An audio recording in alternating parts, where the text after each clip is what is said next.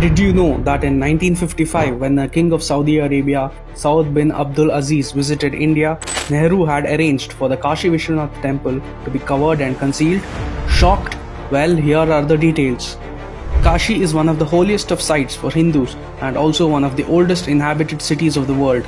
The Kashi Vishwanath temple in this very city had been destroyed by Aurangzeb in the year 1669. It was only in 1780, more than 100 years later, that the Vishwanath temple was rebuilt by Maharani Ahilya Bai Holkar. Jawaharlal Nehru, independent India's first Prime Minister, had an Anglophile upbringing. Thanks to his Marxist outlook that distorted his worldview, he saw India's Hindu heritage with considerable bias. A snob, Nehru had little understanding of actual Indian life or culture or of Hinduism.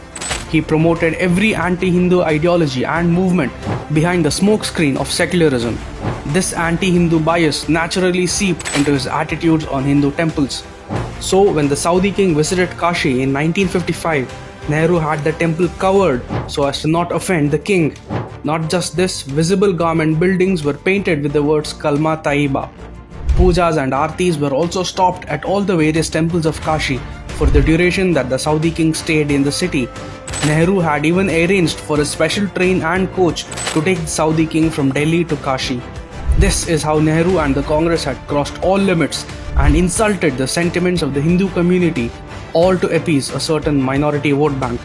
Today, the descendants of the same Nehru would have you believe that by just visiting a few temples during elections, they can fool voters. But this is a new India where the nation's leader is neither afraid nor shy to wear his civilizational identity on his sleeve. In this new India under Prime Minister Modi, temples such as Somnath, Kashi Vishwanath, Kedarnath and the Ayodhya Ram Mandir are being revamped and rebuilt. The people in this new India are proud of their history and their heritage, and standing along with their leader, they will hold their head high. Jai Hind.